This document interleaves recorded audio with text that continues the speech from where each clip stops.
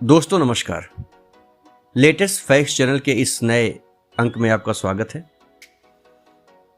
ये हमारा तीसरा वीडियो है जो कि हम कोरोना पर बना रहे हैं। हमारी कोशिश ये है कि लोगों को जागरूक किया जाए, उन तक सही जानकारी पहुंचाई जाए ताकि एक दूसरे की मदद हो सके। दोस्तों, आज दुनिया भर में कोरोना की लहर तेजी से फैल रही है। वहीं भारत में भी कोरोना की दूसरी लहर पिछले साल के मुकाबले कहीं ज़्यादा है और इसकी दूसरी लहर ने तमाम देशों के सारे रिकॉर्ड्स को तोड़ दिए हैं। कोरोना वायरस से बचाव के लिए हर बेजोड़ कोशिश की जा रही है। वैक्सीनेशन अभियान भारत में तेजी से चलाया जा रहा है। इसी के साथ साथ अलग अलग तरीके का प्रयोग भी किया जा रहा है और इसी में से एक आता है प्लाज्मा थेरेपी। जी हाँ, आज हम आपसे जिस विषय पर बात करने जा रहे हैं उसका नाम है प्लाज्मा थेरेपी। इसमें हम जानेंगे कि प्लाज्मा थेरेपी क्या होता है, प्लाज्मा थेरेपी कैसे काम करता है, या और भी विषयों पर हम इस पर चर्चा करेंगे। तो आइए शुरू करते हैं अपना आज का ये वीडियो। पूरे देश में जो कोविड के पेशेंट्स ठीक हो जाते हैं वो अपना प्लाज्मा डोनेट कर सकते हैं, उनसे ऐसा कहा जाता है। पर सवाल ये उठता है कि आखिर ये प्लाज्मा है क्या, कैसे इसे डोनेट किया जा सकता है और इसका डोनर कौन बन सकता है, कब इसे डोनेट किया जा सकता है। एक एक करके हम इन सभी विषयों पर चर्चा करेंगे। सबसे पहले हम बात ये कर लेंगे कि प्लाज्मा कब डोनेट किया जा सकता है। कोरोना से ठीक होने के 14 दिनों के बाद ही इसे डोनेट किया जा सकता है।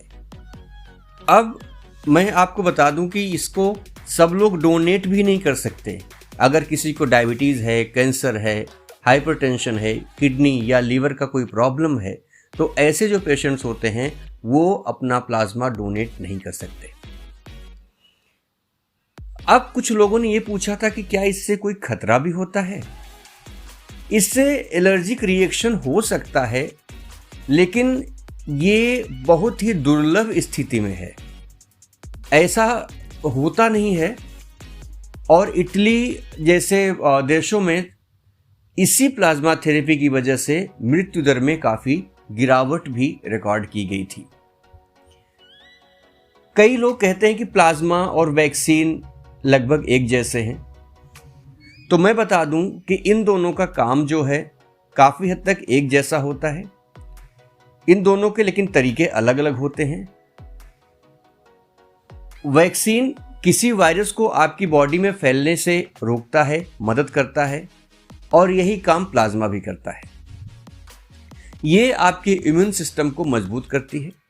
दोनों ही आपकी बॉडी में एंटीबॉडीज पैदा करते हैं, लेकिन जो वैक्सीन है उसको बनाने में कम से कम साल भर तक लग जाता है, या कभी कभी उससे भी ज़्यादा समय लगता है। लेकिन अगर प्लाज्मा किसी को मिल जाता है तो उससे मरीज को जल्दी ठीक होने में मदद मिलती है। प्लाज्मा किसी व्यक्ति की बॉडी में तैयार एंटीबॉडीज को दूसरे व्यक्ति की बॉडी में दिया जाता है। इससे कोरोना से ठीक हो चुके व्यक्ति के द्वारा एक दूसरे व्यक्ति का इलाज किया जाता है। अभी आज बहुत सारे देश हैं जहाँ पर इसको इस्तेमाल किया जा रहा है।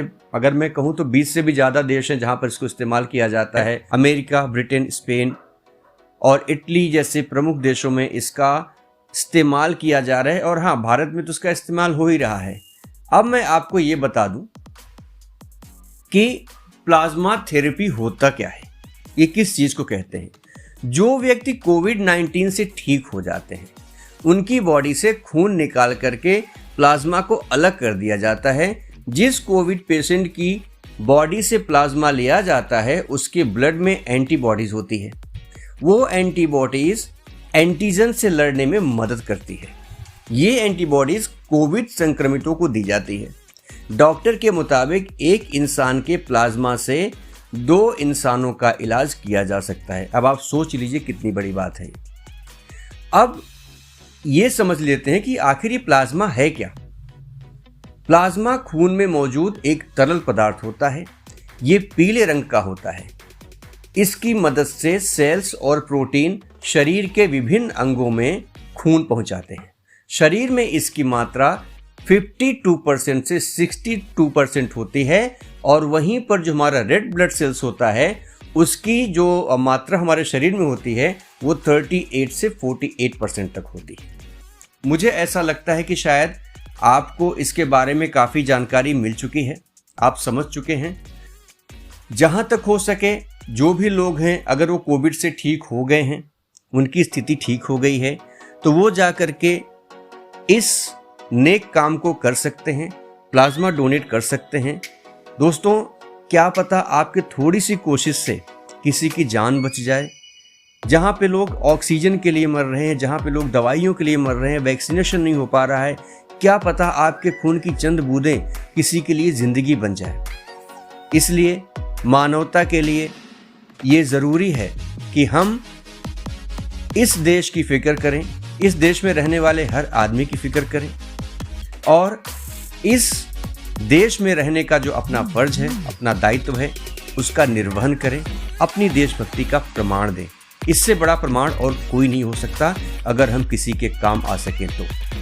आज का वीडियो हम यहीं पे समाप्त करते हैं। आपके कोई भी प्रश्न है, आपका कोई भी सुझाव है तो हमें ज़रूर दीजिएगा। दोस्तों, आपके लिए कोशिश ये करता हूँ कि जो आपके काम की चीज़ें हों उन्हें आपके सामने ला कर के रखूँ। अगर मेरी ये कोशिश आपको ठीक लग रही है तो वीडियो को लाइक कर देंगे, शेयर कर दीजिएगा और जो चैनल है उसको सब्सक्राइब कर दीजिएगा। इससे हमको मदद मिलती है और हम समझ पाते हैं कि आपको क्या चाहिए।